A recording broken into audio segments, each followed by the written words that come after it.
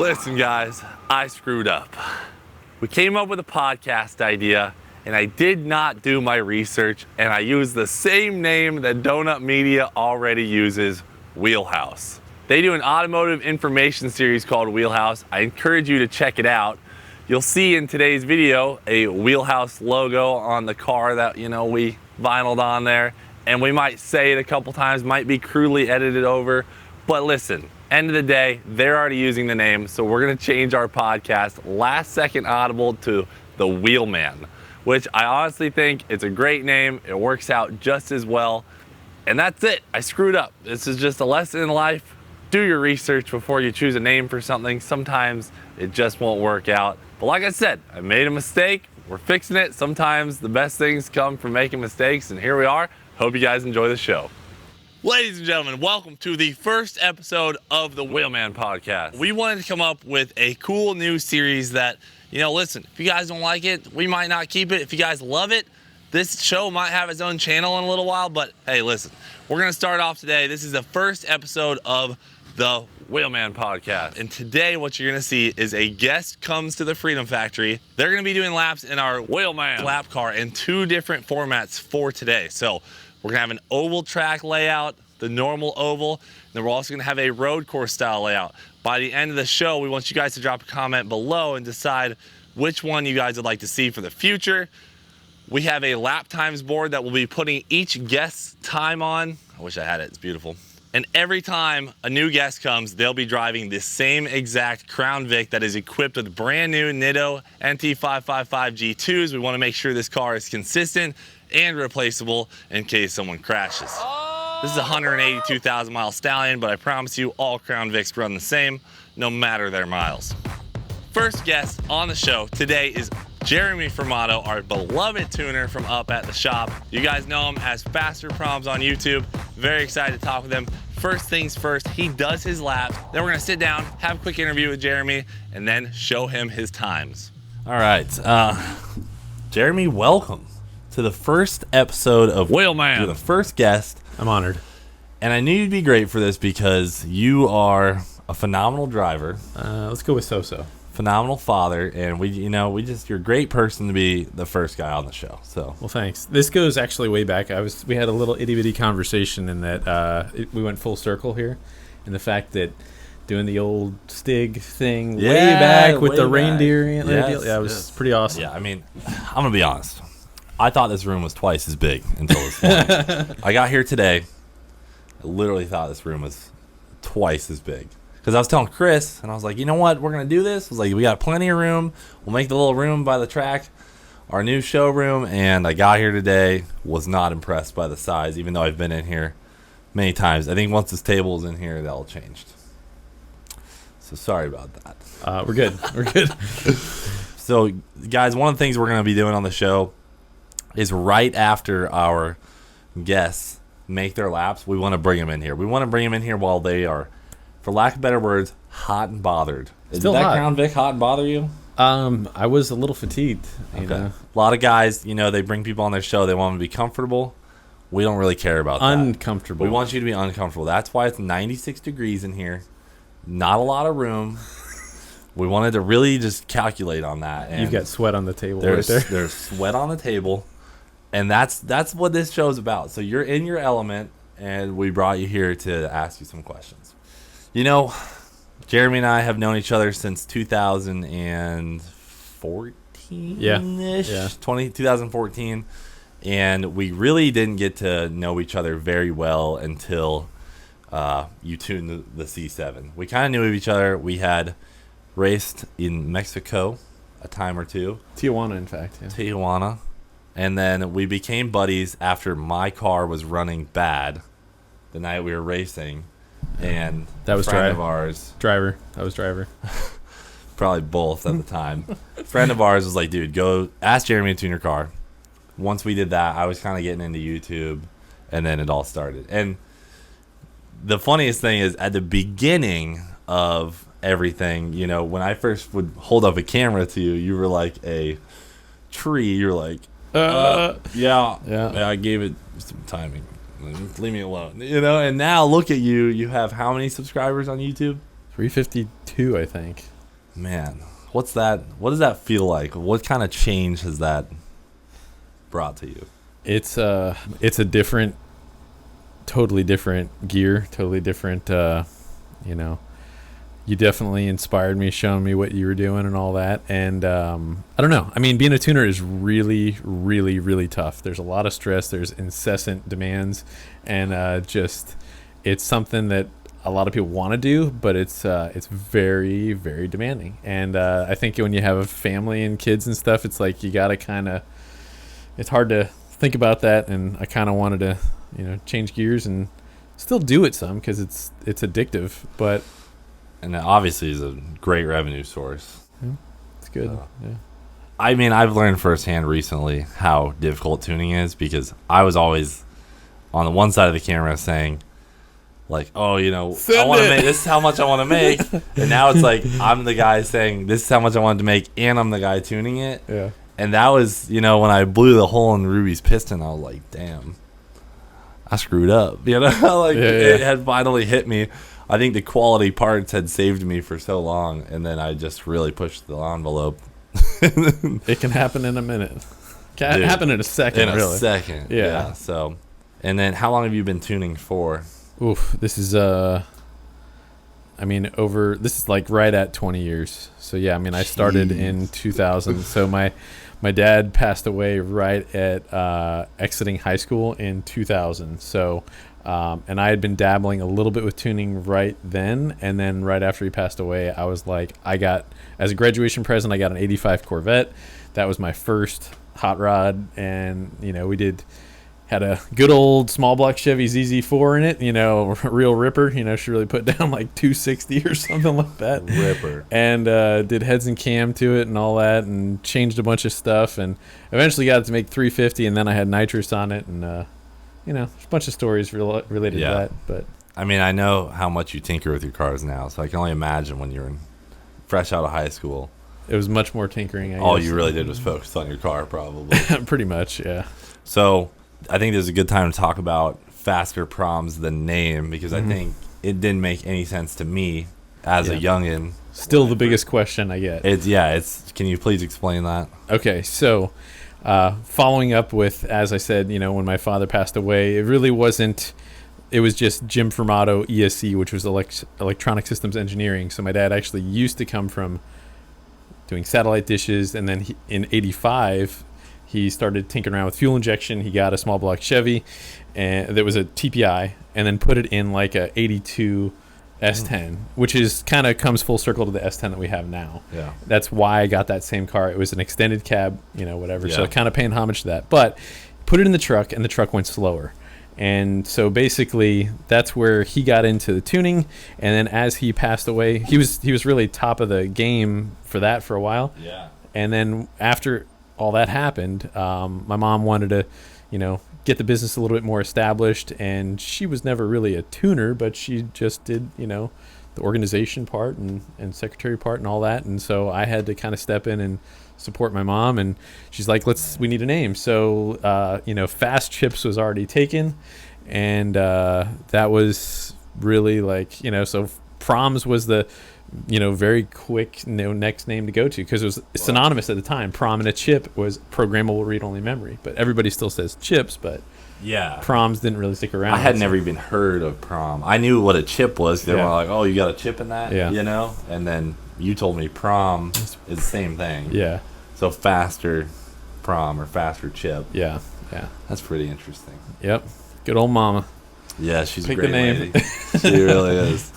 Well, that's pretty crazy. To go from that's a lot of pressure, like I can understand that, when I'm out tuning my cars, it's like, we're going for our goals. To have to tune to support your family is a whole nother ball game. Yeah. And I can only imagine the stress of going through troubles on the dyno or whatever it may be. Yeah. 18 years old, it's not, some people had it tons worse, and I was really blessed to be where I was at because I was very serious about it. So yeah, I'm sure that changed the learning curve significantly as well. Definitely. So, and one last thing on that, I can only imagine too the equipment at the time versus what I have now. It's just not even. It's not even fair. I mean, just the things that we can do now is stuff that like you would have dreamt of and not thought you had possible. a Like printer, like printing data. yeah. Now, so okay, so hold on. Real quick analogy here on that same thing. So what my father did was he edited the hexadecimal code. It's just like the binary. So you're literally looking at numbers just like Neo looks at the Matrix. It's just a flow of numbers. Yeah. Whereas I can look at graphs and I can look at, okay, here's the spark all curve. laid out. Yes, it's like 1,200 cells and you can see the trends. Oh, I got a high spot or low spot here and whatever. It wasn't like that. Yeah. It was just so different. I was immediately spoiled because I jumped into some, much more advanced stuff as soon as I dove in. But I was like, that's the only way I'm going to be able to really be successful quickly. So That's pretty crazy. So, all right, next thing. This is probably the most often, second most often question you get asked. How long have you been growing a beard for? I don't know. I actually saw a picture of myself without a beard a while back, and I was like, wow, it's weird. I was like, I have chins. And, I've seen one photo as your wedding photo. Yeah. Where you're beardless. So. Yeah, I think I had like a little chin strap. It was probably, little. It's like 2005 you've had that unit? Yeah, something like that. But no, it like nothing really crazy thick. I'd go through areas where I'd shave it off and get tired of it and whatever, Yeah. but I think I've solidly had a beard for like, I don't know, 5 years at least. All right, that's pretty good. Today we're going to be telling you what your lap times were at the Freedom Factory. You're one of you are the first guy, so we have no one to compare them to. Yeah. One thing I need to know, did you like doing the oval laps more, or was the road course better, or do we need to keep both in your opinion? Oh, I think you should definitely keep both. Because Okay. I think it adds, like, some people are going to shine at one and not at the other, and I think I'm one of those people. Like, I don't think I'm going to do as good at the roundy round, but I think at the road course, I think I'd be competitive. I don't think my time on the oval is going to last very long. I don't think it's something that it took that much longer. We might as well just keep both. I think it's great because it's like it's a totally different thought pattern because like where you're braking, I mean, you could effectively almost not brake at all on the roundy round, but the braking and then the downshifting is incredibly crucial, and it totally changes the thoughts of the driver and how you launch too. I mean, it's like I spun 3 or 4 times and I was like trying not to. I was trying to have an aggressive launch, but it adds up. I think we keep it. I think you should. I'm a vote to keep it. I hope that it counts for something, but I mean, you're definitely more of a road course driver. Yeah. If you guys don't know the history and Jeremy and I's relationship, a lot of it was built on our go-karting together. True. That's when we really became friends, is just constantly Yeah. go-karting. We would race shifter karts weekly Yeah. for the longest time, and then we both got too busy. Yeah, I mean, I'm trying to bring him back here. Yeah. Trying to bring him back. I'm still holding your I cart haven't seen my hostage. cart in a year. Yeah, I've got a Maybe ransom longer. on it. And I really would like to get back to that one Yeah, day. it's so awesome. And guys, on that same note, the intensity of karting is. I think you've actually forgot a little bit how intense it is because it is just. Yeah. Once you get back in, you're like, gosh, I can't believe I even. I know left they this. really rip you. They really rip you. Yeah. So to ask you about your racing background, I mean, making cars as fast as they can be is definitely your forte. Or Street cars I don't mainly. know. Yeah, it's like that's because I want to clarify that. Like, but if you were to pick a sport, say you had to choose one for the next year for your YouTube channel. Well, I can't say for your YouTube channel because there's just certain sports that do better on YouTube channel. If you could pick one that would bring you the most enjoyment, would it be karting, drifting, drag racing? I mean, what? It would be karting, hands down. Karting, hands down. Hands down. Not even. See, I love karting, but I think being in a car for me is more fun because there's a lot more weight to handle, and It's true. the carts are kind of in a way like they're so well set up. Like the car, I don't know. No, okay, hold on. We've definitely had a similar conversation. So you and I have said, and I kind of agree with you to some point, but what I think what you're alluding to is that, like, you've said a bunch of times, I'd rather have something that's slow and just absolutely drive the balls off of it, than something that is, like, overly set up. But, I mean, I get that, but it's like, at the same time, if you have 2, 3, 4 people in carts that are all capable drivers, and it's just like you're riding in a pack. It is way higher the intensity. Yeah, way and higher. it's like 4 times faster processing, and everything happens like 4 times faster than on a road course with any car I've ever been in, and that's 600-700 horse cars. Yeah, I definitely agree with that. Driving a slow car faster versus a faster car slower is a fact. Is just a slow car faster is more fun because you maximize the car and you're really driving on the edge and it makes more fun. Versus if you're in a super fast car, it's just kind of like I'm gonna either crash or. No, when I drove Vaughn's drift car, I didn't have agree. a good handle, and I was like, "This is not as fun as driving Donnie." And I got you on that. But I mean, with karting, there's levels 1 through 10 of what you can do. So I mean, we kind of skipped all those. Yeah, I mean, because I went karting one time, I was like, I'm buying a shifter cart. You know what I'm saying? Yeah, that's kind of how we always. That kind of pissed me off. I was like, dang it, he's gonna get a shifter cart before I did. We got that deal off that dude on Craigslist. I was like, I gotta do it. So he made me get a shifter cart. Yeah, and then Jeremy picked one up a week later. So it was. I kind of had one, but it wasn't a 6-speed shifter cart. So I had to get a 6-speed. You know, like. So, what is your fastest drag racing pass? 950 in my personal car. I mean, have I driven tons of faster cars? Yes, but not on a drag strip. On a drag strip, 950s. 950. Yep. And that was in your C7 Z06. Yep, manual trans. It was the manual transmission world record at the time. Yep. Before I met Jeremy, the last time I had been down a drag strip was in my all-wheel drive Subaru STI. So, how old were you? I was 18. Okay. So that was the last time, like before I had met you, because I had gotten the C7 and I hadn't drag raced it. I had roll raced it, but I had never gone to the drag strip and ran a quarter mile in it. Mm-hmm. And so Jeremy gave me pretty much my first lessons in rear-wheel drive drag racing, and that I remember distinctively. The smartest thing you told me was bring the clutch pedal off the floor until it's right at that catching point and then feather it into the beam, and like you want it to be right there so it's just one motion. And that is like one of the most foundational points of my driving today is where your clutch foot is. So that's just, I think in the timeline it's all been lost, but for people to understand that that's where Jeremy and I go all the way back to is when I started really competitively drag racing. It's like he was there. That it really started with Jeremy around, I think I remember you drove Sketchy Vert's car or something like that, and you came back and you're like, I drove it faster than him, and you were like, yeah. But I had Leroy at that time too. Yeah. So yeah. I mean, I had always been like, I always thought I was good at shifting because all I would do is like power shift the life off my Subaru every time I drove it. So that's interesting. So 950, I think we should put you in Ruby one of these days, and you should just crack off like an 850. Just feel what it's like. Yeah. I mean, I know you've been in faster cars on the street, but it'd be fun to do. Yeah, no, it would. Things you're working on the channel right now. Recently, guys, if you didn't see the Cater Tot, Jeremy's smart car was in an accident. And, a lot of people claimed it was me. If it was me, there would be a video.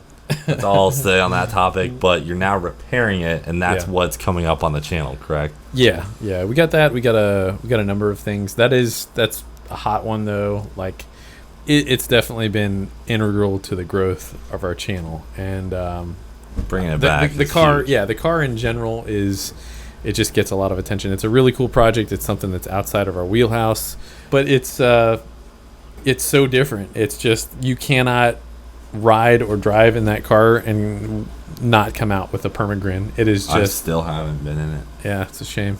While we're on the tuning topic, have you blown up a customer's car, and what's that like? Okay, so I've probably tuned, I don't know how many thousand cars, but I mean, I can legitimately say that there was 2 of them that got away from me. Like, it happened while I was there, and, happened with me doing the pulls on the car and stuff. Like, totally happened. It depends on the person, too. I mean, I think...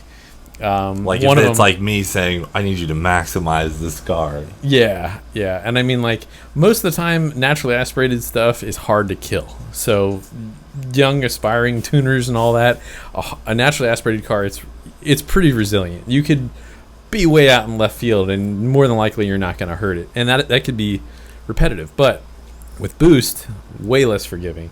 And yeah, I mean, one time I was leaning out a car, and we were picking up gobs of power. We picked up like 100 wheel horsepower, and it's like I made one little pull, made it a little too far. Had I shut it off maybe 500 RPM before, it would have been fine, but it leaned out way too much and melted a piston. Lean is mean. Yeah, and I mean, we were making power, but she did not stay together. And so is lean typically the cause of your errors before, or is it more timing? It's hard to say, because the thing is that, like, the other one, methanol kit wasn't working, and I was trying to troubleshoot something, and I had this backfire, and everything looked good, and then it would pop and backfire, and then I was like, what's going on here? And then it would show lean, but a backfire is going to show lean even if the mixture is good, basically, because it's not reacting the fuel, so the oxygen sensor sees a lean mixture. So it's kind of like the more you know you don't know, and I say that a lot, but it's really true. It's one of those things. So I mean, what do you say to the customer when there's smoke billowing out the exhaust? And the car on like 7 or 6 cylinders. What do you say? Oh man, it's not a pretty situation. It's definitely just like, hey, look, you gotta, you screwed up. You're playing with fire, and you're gonna get burned eventually. So it's a matter of, some people, when they watch me do stuff, they're like, want to bust my balls about this or that or whatever, and I'm like, y'all don't understand. It's like you gotta get all your stuff figured out here first. You don't just willy-nilly jump into something that literally could cost you maybe even tens of thousands of dollars. Like, I had a customer's car injector lock up, and it was just so it happened on my property, had nothing to do with me or the tune or anything, and it cost me $20,000. So it was like we had to replace everything in the motor, tons of labor time. Why do you have to? I mean, when you're tuning something, how do you then take responsibility for that engine? Or was it because I guess if it was like, did you build that car? That one, yes. One, yes. Now the others, no, I did not. And so if you build it and then it blows up, it's more so. Yeah, it was kind of like, I'm trying to do the right thing, and certainly has it. I'm not a cutthroat person. I'm pretty, what you see is what you get. And with that, it's like, I don't want to do something and be like, oh, sorry, buddy, go pound sand. Yeah. That's not the way you build bridges, no matter what. So it's just, dude, It sucks. It's the hard road, but sometimes you got to take that. So. 100%. Yeah, I mean, I can see how that's so difficult, because it's like you're saying, I'll be responsible for this $20,000 thing that wasn't necessarily my fault, but you're also carrying that. Yeah, it is a risk that you carry. Reputation. Yeah. So that's a tricky one. I guess I really I've helped people at the track with their tunes, but I would feel so bad if I blew one up. I mean, I can't imagine having to have that conversation. But I felt bad, and I had to pay for it. That's the other story. So. That's a tough break. So I don't know. I see so many cars come in the shop, and some of them come in and the guys are so prepared, and then I see these just complete messes. Yeah. Including mine. Get on the dyno, and I hear the thing backfiring and laying over, and I'm just like, oh no. Like, please don't blow up. And I mean, on that same note, it's always the tuner. It's like they're the quickest to get crucified, and it's a tough. You live by the sword, you die by the sword, and it is just. Yeah. And I mean, there's been so many times that stuff has happened, and like we dive into it and be like, you know what? You cut your valve release a little bit too much, and that's why that piston let go. It had nothing to do with the tune. Or you dive into something else and be like, no, it was a valve spring that broke. It's like, when it happens, if the customer's sitting right there, they want to string you up, and I'm like, dude, you need to understand here. Hold on, there is a whole autopsy that needs to happen here. Touchy subject to try and deal with. And there's so many people that seem like they're your best friend while you're tuning their car, and the moment something goes wrong, here comes that dagger. You better watch out. So I mean, I think that's a lot of the reason why we switched our cars to Holly, is because when it was on stock computer, like, I relied solely on you to run the car. Like, there was no going to the track without Jeremy without spamming Jeremy's cell phone.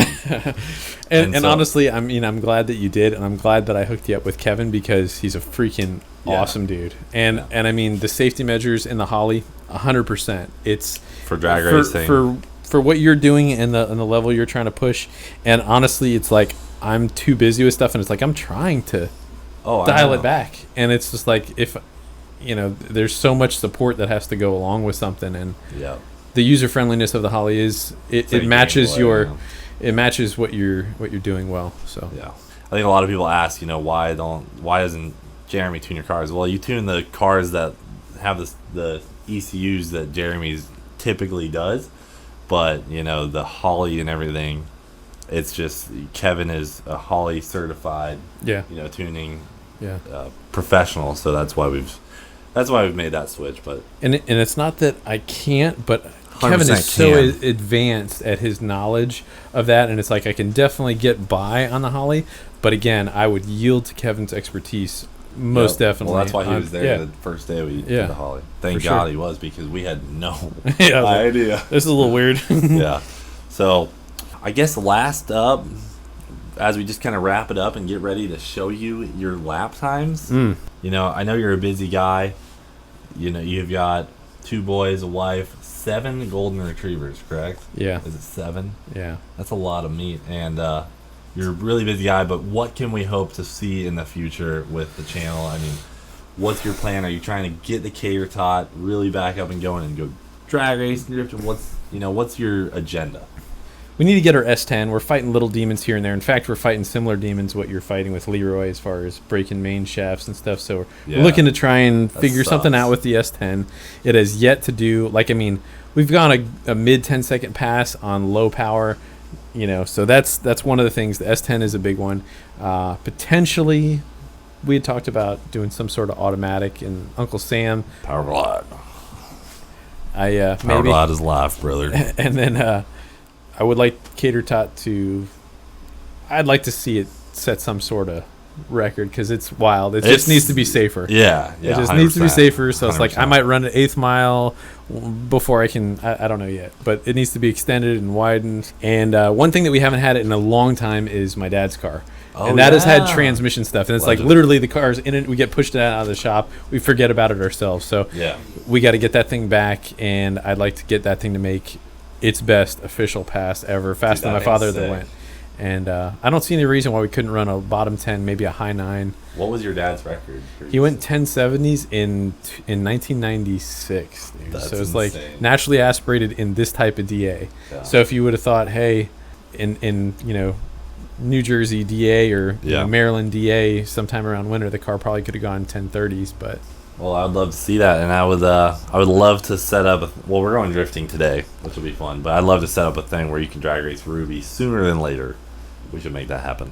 So, guys, what we're gonna do now is we're gonna take a short break, and we're gonna come back with a highlight reel to watch Jeremy on his best 2 laps for each thing, and then also a couple highlights from his run. So just hang tight, and we'll be back. Well, you don't have to really wait. It's starting right now. All right, Jeremy, you are our first test mule out here, and I'm glad it's you because, you're a very skilled driver. You're really going to set the pace for this. I think the Crown Vic's ready for you. So for your first round, you're going to be doing 10 oval laps, and we are going to take your fastest time from those 10 laps, and they're hot laps. So obviously your first one's going to be the slow, because you're starting from the stop, but from there forward, rip on through here. Your fastest lap represents your name against the other guests who will be coming. So. Yeah, I'm pretty sure you're going to have some pretty worthy opponents. So. I know, but I know you're good. So stay up there. You're a great driver, and then after that, we'll be doing a different setup. So go ahead and rip your 10 laps, and we'll see what you got. All right, are you ready to see your laps, buddy? Yeah, I don't think there's going to be that many people that spun out. I'm just going to say that right away. I mean, I was kind of pumped you spun out because it was a fantastic highlight. Okay, there's sweat on the keyboard. I just want to note our editor is literally sweating to make this happen. Okay, here we go. Jeremy, this is your fastest lap on the oval. This is the same line I would run. Stay on the wall, dive down, not too shallow. Just tried to give a little kiss of the brake, but I think there's early on I felt like I didn't need to do that, and then I kind of felt like I did after a while. Pretty clean lap, man. Like you're definitely You definitely got the right mentality with keeping it in second too, and just Oh, there she goes. Yeah, that was embarrassing. all the way lost. I thought you were gonna save it. Yeah, I thought so too. I was like, I got it. Yeah, well, you did pretty good on the oval, and your times were all very close. But just stand by. We'll be putting your times on the board very soon. That was on your 7th lap. You spun out. Your fastest lap was on your 5th lap. 5th lap. They were all pretty close on even the last 3, but 5th lap was fastest. Here you are on the road course section. Love the spin out. Dude, you did really good. I did not feel that good. I really felt like I was, at that point, it felt like it got a little looser, and I just tried to push it a little farther. And It's definitely hot today. Significantly hotter than the Freedom 500. Are you ready to do some road course action? Sure.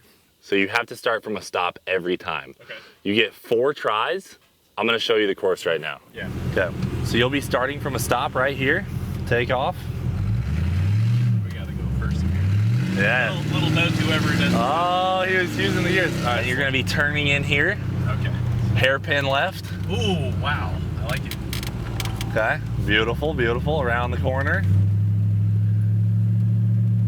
Straight across to the other asphalt corner. Okay. All right. Through here. Hairpin left. Ooh. Back onto the big bank. Yeah, you got the camera guy flying. How you doing back there? Back onto the bank and through the finish. Okay. Okay, you get 4 tries and you have to go through the finish hot and then circle back and start from a stop. Okay. Kind of walk us through, because you changed your mentality quite a lot. Yeah, between the gearing and the approach and even in hindsight, being able to digest it afterwards. Ooh, look at that 2-1 shift you were doing there. Yeah, Perfect. That's definitely a little tricky because it's not like shifting a normal car because this is a Crown Vic. It's Ooh, the little hop onto the burnout pad's so perfect. Diving in. It has a major delay on upshift and downshift, I so you know. got to build that in. So It's so Crown whoever does this after me is going to learn from my mistakes. So yeah, nice run though. I mean, you took the hairpin smooth and through the finish you go. Boom. Pretty good, man. Yeah. I think you're gonna rank pretty well, especially on the road course part. I think the road course part, I think I'll be a little bit all right, but I don't think it's going to take very long for somebody to beat the roundy round. Okay. So we're done with the interview, guys. Let's go put some times on the board. First ones ever. I'm excited. All right. All right, come on. All right, Jeremy Formato, the first one on the Freedom Factory lap time board here on Wheelman, our new show. For the oval, brother, at the top of the leaderboards, you have a 20.27. Pretty good, man, pretty good. I think that's faster than your Freedom 500 time. So, I mean, came out here, you did your best. What do you have to say about that? I mean, we'll see how it stands. Test of time, man. Test of time. Yeah. For the road course. You were really, you were running a bunch of 44s and then cracked off a 43.3. All right, I'd feel more confident in that right there. Dude, that's going to be a tough time to beat. So, Jeremy Formato going down with an oval time of 20.27, a road course time of 43.31 seconds. Jeremy, thank you for being on the first episode of Wheelman. Very excited. That's it for this episode of Wheelhouse, guys. Thanks for coming. We'll see you next time.